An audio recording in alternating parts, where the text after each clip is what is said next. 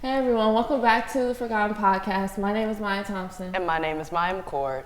And in today's episode, we're going to be talking about one of the most well-recognized American crime cases in history, and that is the O.J. Simpson trial. Now, you've heard about that, right? Yes, I have. It was a crazy trial I know back in the 90s. Exactly. I know a lot of people mostly remember the car chase, the 2-hour car chase that happened. Yes. That's a lot of people's minds when they think about the case. I know, and honestly, when you break it all down, within the timeline, it's actually a very deep and kind of depressing case when you think about it. It really is. This is a very gruesome details that could be described today. And if you guys don't know, O.J. Simpson, he was actually born in 1947 and in San Francisco, and he was a star running back. He went on to play at USC and to become an All-American. He won some accolades as well for that.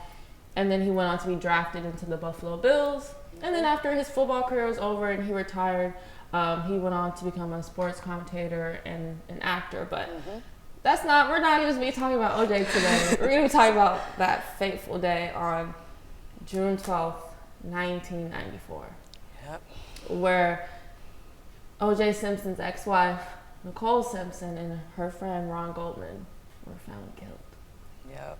They were found killed at her condo. Yeah, and the thing is, listening to the case, it's kind of, it's crazy considering that, Nicole, it's in kind of, I guess, a little more lighthearted to a certain degree. Right. Her dog was barking, it was, people assume that it's probably around the time that, that the dog probably found the body. Right.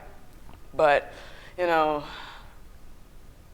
didn't really take it into account too much, but, hopefully. Because they actually didn't find their bodies until the next day, June 13th. And it was because of a dog. The dog found them, and police went to go notify OJ about his ex-wife, and he wasn't there. Because OJ actually was supposed to be on a business trip in Chicago. Yep, a red-eye flight. A red-eye flight that night. And actually, one of the things you may be wondering, why do they think it was OJ? Most people, when somebody gets murdered or something like that, they go directly to the spouse, the husband, they check them out.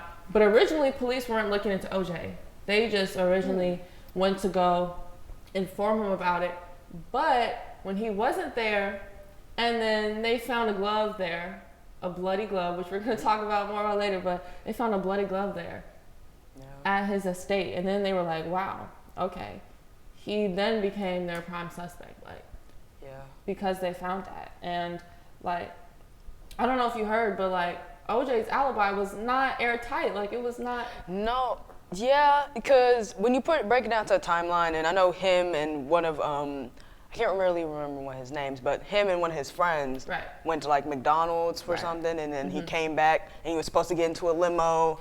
And then within that whole time frame, it took a whole hour within that time frame, and he probably would have been able to, do the deed, take a shower, because he did say he took a shower, and then be there, be oh, I went to sleep. Right. Let's talk about that limo driver. I actually read something about his eyewitness account and how he had pulled up to OJ's estate at 10 o'clock at night to pick him up to go to the airport. He rang the doorbell. There was no answer. He didn't even see OJ's car in the driveway. And then the driver came back around 11 o'clock at night to, come back to pick him up again, because he wasn't answering him. And then he said that the driver was he saw an African-American male running up the steps into the house. And then surprisingly, OJ is going to get on the intercom talking about, oh, I overslept. Let me come downstairs to go catch my flight. But the police, based on all the evidence that they gathered, they were assuming that the crime happened around 10:30. Yeah. Not to mention that when they did talk, when the limo driver did talk about, it was a shadowy figure that came up to the car. Exactly. If it was a shadowy figure, how did you know that he was 200 pounds? 200 pounds, the whole height and everything. Exactly, and that's very descriptive. Exactly. In the way, like, even when police found the crime scene originally, like, there was a lot of evidence left. Like, there was a cap left, there was a glove left, there was hair, blood, there was even size 12 shoe prints. Yep. And guess who's a size 12? O.J. Simpson. Exactly. And that just can't be a coincidence. Him having the same shoe size as the killer. Mm-hmm. And there were no witnesses to the crime either. Yep. There were no witnesses, so police are basically going off of really not a lot. They have to just go by the timeline of what right. OJ gave, right, and what I guess other people that was with him at that time, right. and just that pretty much, because they can't really go on with no eyewitnesses. Exactly, and like the O.J. Simpson trial, right? That started in January of 1995, mm-hmm. the year following that, and. So do you want to talk a little bit more about like the prosecution and the defense, like their differing opinions on what happened? Like, well, I know for sure, like, I know within the trial, there was a lot of just, especially like the glove situation. Yes. I want to talk about the glove situation. So I know, famous words, if it doesn't fit, he's acquitted. Right. Like if the glove doesn't fit, he's acquitted. And what I was noticing was when he put on the glove, first of all, I know they came in and said that, Nicole's the one who bought the glove for him. Right. And, but when he put on the glove, for contamination reasons, he already had another white glove on. Yeah. So it's going to be a tight fit in general. It's going to be a tight fit in general. So considering that, that it's going to be, if he did do it, he probably didn't have anything under mm-hmm. it. So that's already a double, that's already kind of contradicting in itself, because mm-hmm. it's not actually how it was put on. Actually fit, right? Exactly. So. And even when I was reading stuff about the case and kind of what the prosecution was putting forth, mm-hmm. and then what the defense was, and it's the prosecution really was trying to find the motive behind why would OJ do this. This was his ex-wife, had already been divorced, but it had actually come out later on in the late 80s that Nicole actually called the police multiple times on OJ about being abused mm-hmm. by her. He actually served community service time for her doing that, but her family as well kept saying when they were testifying he was abusing her, they were in an abusive relationship, that was his motive, maybe he got sick and tired of her and finally snapped or something. Mm-hmm. And the prosecution believed they had all this evidence. They believed they had a mountain of evidence to convict him. I heard they actually didn't use all the evidence that they had just because they believed that it was so decisive that he was gonna get charged. But with the defense as well, he had a team of 6 lawyers. They were called the Dream Team. They were some the best lawyers ever. He's rich.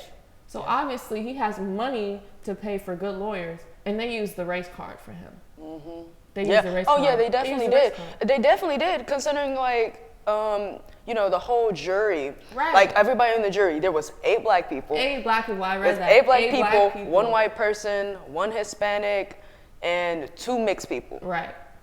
And, first, not to say, well, generally, I do think, how back in the day, way back in the day, there was a lot of times where there'll be white people were able to get a lot of, mm-hmm. time over didn't even matter how much evidence it was.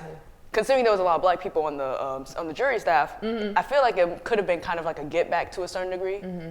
It could have been. They were, I'm going to stick with him because of my race. We're African American. This is O.J. Simpson we're talking about. And at the time, there was a lot of black people getting prosecuted from white police officers. A lot. Right. And if you guys didn't know, as we're saying now, they actually came to a decision about this on October 3rd, 1995.